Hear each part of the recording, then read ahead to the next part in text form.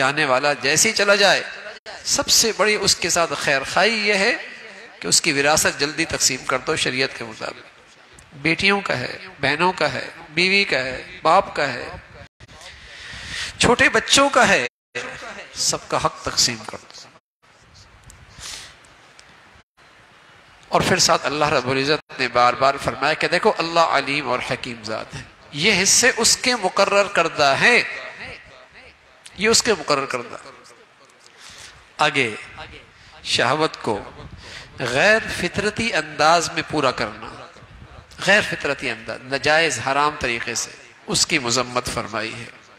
اور فرمایا کوئی بھی جہالت اور نادانی میں گناہ کرے گا، توبہ کرے گا، اللہ رحم فرما دیں گے، لیکن توبہ شرط ہے، ندامت شرمندگی شرط ہے، اللہ تعالیٰ معاف فرما دیں گے. اور فرمایا کہ زمانہ جاہلیت کی طرح نہیں کہ کسی کا شوہر کا انتقال ہو گیا تو اب اس بیوہ کی جائیداد بھی لوٹ لی اور اس کا بھی کوئی حق نہیں کہ جہاں مرضی شادی کر لے، اس کا کوئی حق نہیں ہے. جیسے اس کی زمین وراثت میں جا رہی ہے، ایسی زمانہ جاہلیت میں اس کی بیوی بھی وراثت میں جا رہی ہوتی تھی. جس کی طاقت ہوتی تھی اسی قبضے میں چلی جاتی تھی. اس کی مذمت فرمائی. اور پھر ان تمام رشتوں کا تذکرہ فرمایا جو قرابت کی وجہ سے، جن سے نکاح جائز نہیں ہے، پھپھی، خالہ، تمام ان رشتوں کا تذکرہ فرمایا. اور ساتھ ساتھ بتایا کہ یک باری کی ایک ہی ساتھ دو بہنوں کا نکاح ابھی جائز نہیں ہے. ہاں اس کے علاوہ جن عورتوں سے نکاح کرنا چاہتے ہو، نکاح کا مقصد محض شہوت پورا کرنا نہ ہو، پاک دامن رہنا مقصود ہو، عفت اور پاک دامنی مقصود ہو. اور جس سے بھی نکاح کرو اس کا مہر دو، اس کا حق ادا کرو. اللہ رب العزت انسان کی کمزوریوں کے لحاظ کر کے جو احکامات دیتے ہیں، ان احکامات میں اس کمزور انسان کی سہولت کا معاملہ ہے. یہ کہا نا کہ حرام نہ کرو، حلال کر لو. یہ تو نہیں کہا کہ پینا ہی نہیں ہے، اور یہ تو نہیں کہا کہ پہننا ہی نہیں ہے، یہ تو نہیں کہا کہ کھانا ہی نہیں ہے، اور یہ تو نہیں کہا کہ عورت کے قریب ہی نہیں جانا. کہا جاؤ لیکن حلال طریقے سے، کھاؤ حلال طریقے سے، پیو حلال طریقے سے. تمیز سکھائی، مہذب بنایا، چھپایا نہیں بنایا، جانور نہیں بنایا کہ جدھر چاہے منہ مار لے. تو اللہ نے انسان کی ان کمزوریوں کا خیال رکھے، اس کی سہولت کے لیے احکامات دیے. اور پھر تلقین فرمائی ایمان والو کسی کا مال ناحق طریقے سے نہ کھاؤ. اور جس طریقے سے ناحق مال کھانا غلط ہے، ایسا اپنا مال بھی ناحق جگہوں پہ خرچ کرنا بھی حرام ہے. جیسے کسی کا ناحق مال کھانا برا ہے، ایسے ہی اپنا مال ناحق جگہوں پہ خرچ کرنا بھی حرام ہے. یہ نہیں کہ مال آ گیا جہاں مرضی خرچ کر دو، کل قیامت پہ پوچھو گی.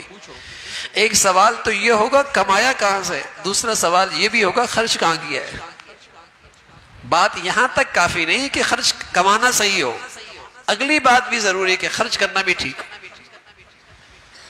گناہوں کی جگہوں پر تو نہیں ہے، نام و نمود کے لیے تو نہیں ہے، رسم و رواج کے لیے تو نہیں ہے، ریا اور نام و نمود کے لیے تو نہیں ہے. تمہاری دولت سے گناہ تو نہیں پھیل رہے، گناہوں کی اشاعت اور ترقی تو نہیں ہو رہی. خرچ کرنا بھی دیکھ لو.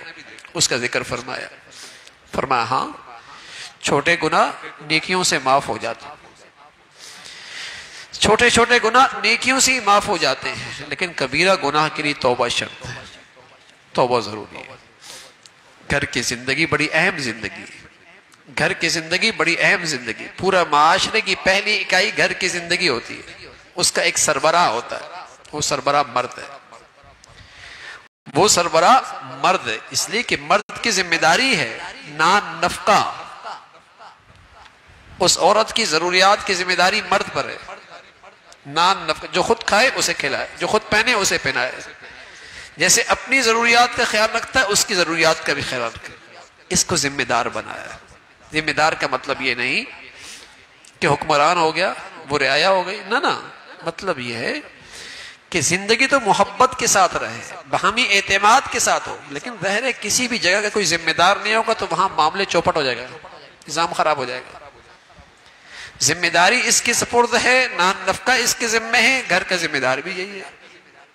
اور پھر تلقین فرمائی کہ اگر آپس میں انبن ہو جائے تو اس کی تربیت کے طریقے ہیں، بستر الگ کر دو، اسے سمجھا دو، تنبیہ کر دو، اور گھر کا معاملہ گھر تک رہنے دو، عدالتیں میں نہ جاؤ، دونوں خاندانوں کے بڑے مل کر بیٹھ کر بات کر لیں، بات سڑکوں پہ نہ جائے، بازاروں میں نہ جائے، اور اگر دونوں خاندانوں کے بڑے گھر جوڑنا چاہیں گے تو اللہ رب العزت فضل فرمائیں گے، گھر جڑ جائے گا۔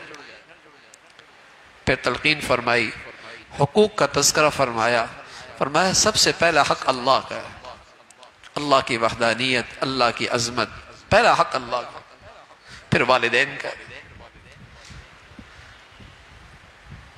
کا، حقوق، اسی طرح پھر پڑوسی کا حقوق ہے، قریب والا پڑوسی، دور کا پڑوسی، مسکین، محتاج، سب کی مدد کرو، اس کا تذکرہ فرمایا، اس لیے کہ جب معاشرے میں خیر خواہی ہوگی نا تب معاشرہ محبت سے جڑے گا نا، اور جہاں مزاج معاشرے کا یہ بن جائے کہ میاں نفع اٹھاؤ، فائدہ اٹھاؤ بس، تو پھر معاشرہ کیسے محبت سے جڑے گا؟ اگر معاشرے کی ذہنیت یہ ہو گئی کہ بس میاں میرا نفع کس میں ہے، میرا فائدہ کس میں ہے، تو معاشرہ تو نفرتوں کا شکار ہو جائے گا۔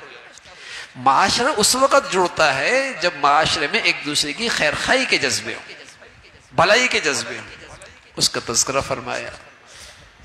پھر شراب خوری کے بارے میں، شراب کی پی کے بارے میں ذہن سازی کی گئی کہ نشے کی حالت میں نماز کے قریب مت جاؤ، وَلَا تَقْرَبُوا الصَّلَاةَ۔ اب قرآن کی کوئی آیت چھوٹی سی پڑھ کے کہہ دی ہے قرآن میں نماز کے قریب مت جاؤ، اگلی بات بھی تو ہے وَأَنْتُمْ سُكَارَىٰ، نشے کی حالت میں مت جاؤ۔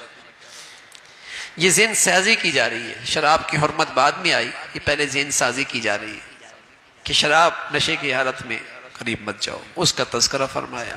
پھر یہودیوں کی مذمت فرمائی، اللہ کے کلام میں تعریف کرنے والے، مسلمانوں سے حسد، کینہ، بغض رکھنے والے، ان پر اللہ کی لعنت ہے، اس کا تذکرہ فرمایا۔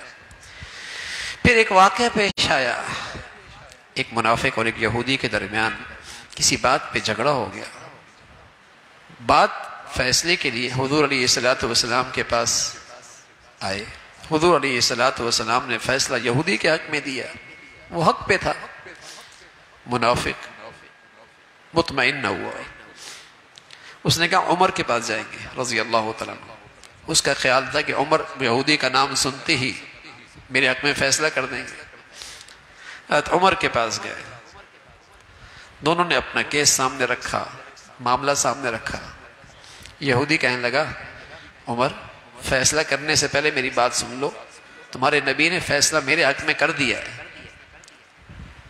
حضرت عمر رضی اللہ عنہ اندر گئے، تلوار لے کے آئے اور اس منافق کی گردن اڑا دی اور فرمایا جو اللہ کے نبی کا فیصلہ نہیں مانتا پھر اس کا فیصلہ عمر کی تلوار ہی کرے۔ منافقین نے بڑا پروپیگنڈا کیا کہ ہمارا آدمی مار دیا، اس لیے کہ نام نہاد مسلمان تو تھا نا، بہروپیہ تھا، بہروپیہ، اندر کفر تھا، مسلمان بنا ہوا تھا۔ قرآن نے حضرت عمر کی تائید میں قرآن کی آیتیں آ گئی، فرمایا وہ مسلمان نہیں ہوا کرتا جو نبی کے فیصلے کو نہ مانے، وہ مسلمان نہیں ہوا کرتا جو نبی کے فیصلے کو نہیں مانے۔ فَلَا وَرَبِّكَ لَا يُؤْمِنُونَ حَتَّى يُحَكِّمُوكَ فِي مَا شَجَرَ بَيْنَهُمْ۔ اور یہ فیصلہ صرف نبی کے زمانے کا نہیں ہے بھائی، آج بھی ہے، آج نبی تو موجود نہیں لیکن نبی کی تعلیمات موجود ہیں، نبی کی زندگی کے فیصلے تو موجود ہیں۔ مسلمان تو وہ ہوتا ہے جو اللہ اور اللہ کے رسول کے حکم کے سامنے سر خم تسلیم کرے۔ مسلمان کسی بھی نسبی برادری کا نام تو نہیں ہے نا، کسی نسبی برادری کا نام نہیں کہ چونکہ وہاں پیدا ہوا تو یہ مسلمان رہے گا، نہیں، تو مسلمان تو ایک زندگی کا نام ہے، اگر وہ زندگی ہوگی تو مسلمان ہوگا۔ مسلمان کسی قوم کا نام نہیں ہے، مسلمان تو ایک عقیدے کا نام ہے، ایک سیرت کا نام ہے، وہ ہوگا تو مسلمان ہوگا، اس کی مذمت فرمائے۔ پھر اللہ رب العزت نے جہاد کی ترغیب دی اور جہاد کی تلقین فرمائی اور فرمایا جب دنیا میں مظلوم فریادیں کر رہا ہو کہ اللہ کب وہ آئیں گے جو ہمیں اس مصیبت سے اور ظالموں کے ظلم سے ہمیں نجات دیں گے، اس کا تذکرہ فرمایا۔ ایمان والوں کو فرمایا تم ان کی مدد کرو اللہ کی مدد تمہارے ساتھ ہوگی. تم جہاد سے اس لیے فرار اختیار کرتے ہو کہ موت سے ڈرتے ہو.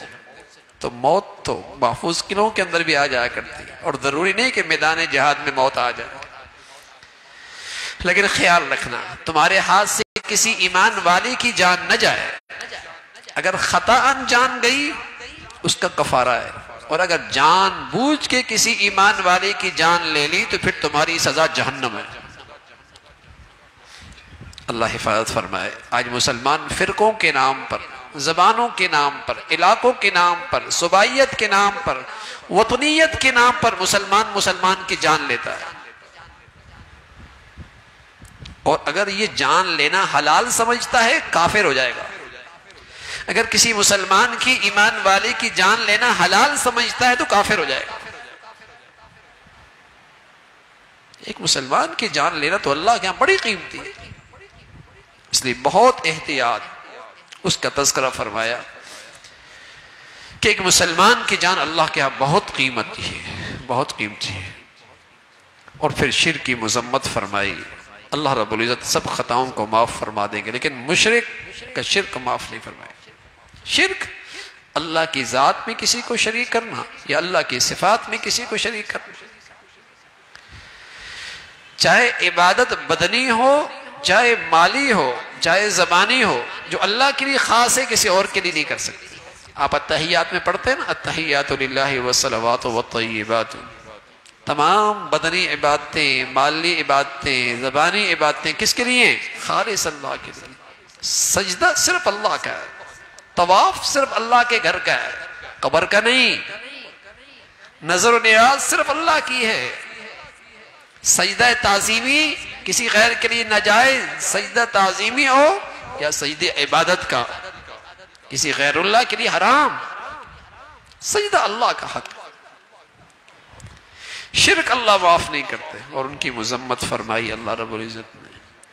جو بھی ایمان اور ایمان کی زندگی لے کے آئے گا اللہ رب العزت اس کی نیکیاں ضائع نہیں کریں گے. پھر زمانہ جاہلیت میں جو عورتوں پہ مظالم ڈھائے جاتے تھے اور ناانصافیاں اور زیادتی کی جاتی تھی، اس کی مذمت فرمائی، اس کی مذمت فرمائی. اور اللہ رب العزت ایک قدرت کا تذکرہ ہے، اور ایمان والوں کو تلقین فرمائی، اپنے ہوں یا بیگانے ہمیشہ انصاف سے کام لینا، عدل سے کام لینا. اور اللہ کا حکم ہے ایمان والو ایمان لے آؤ، ایمان والو ایمان لے آؤ، یعنی ایمان والو یقین لے آؤ. یقین اللہ کے نبی صلی اللہ علیہ وسلم نے جو انسان بنائے نا، انسان، آج دنیا چیزیں تو بناتی ہے، انسان نہیں بنا رہا دنیا. آج دنیا میں یہ جنس نایاب ہے. پیغمبر دنیا میں انسان بنایا کرتا ہے، اور جب دنیا میں انسان بن گئے تو دنیا میں امن اور سلامتی تھی. آج دنیا میں چیزیں بن گئی ہیں، انسان کی جنس نایاب ہے. اور اللہ کے نبی نے جو انسان کو بنایا کون سا نسخہ استعمال کیا؟ یقین کا، کہ اللہ کی ہستی ہے اور ہر جگہ ہے. یہ یقین پیدا کر دیا. تو کیا ہوا؟ اس کی خلوتیں اور تنہائیاں بھی پاک ہو گئی، اس کی زندگی پاکیزہ ہو گئی. اللہ کی ہستی ہے. میرے سامنے بچہ ہو تو میں گھٹیا حرکت نہیں کرتا، بچہ دیکھ رہا ہے، اللہ دیکھ رہا ہے، حیا نہیں کرتا. کیا مطلب؟ اللہ کی ہستی کا یقین نہیں نا. معصوم بچی دیکھے تو کچھ شرم کروں گا، حیا کروں گا، لحاظ کروں گا، کچھ پردے میں چلے جاؤں گا، کچھ اوٹ میں چلے جاؤں گا. اللہ دیکھ رہا ہے، حیا نہیں آتی، اس کا لحاظ نہیں ہے. تو وہ یقین پیدا کیا کہ اللہ کی ہستی ہے، اور اس ہستی کے دربار میں کل تمہاری حاضری ہے، احتساب ہونا ہے. اس نے انسان کے اندر کی کایا پلٹ دی تھی. پھر اللہ رب العزت نے ان منافقین کی مذمت فرمائی جو کفار سے دوستیاں اس لیے لگاتے ہیں کہ شاید دنیا میں وہ عزت پالے گی. اللہ رب العزت فرمایا ایسے منافقین کو اللہ کے عذاب کی خوشخبری دے دو جو مسلمانوں کو چھیڑ کر کفر سے دوستی اس لیے لگاتے ہیں کہ وہ ان سے مفادات چاہتے ہیں. ان کی مذمت فرمائی. اور منافقین کے بارے میں فرمایا یہ سب سے نچلے درجے میں ہوں گے جہنم کے. سب سے نچلے درجے میں ہوگا۔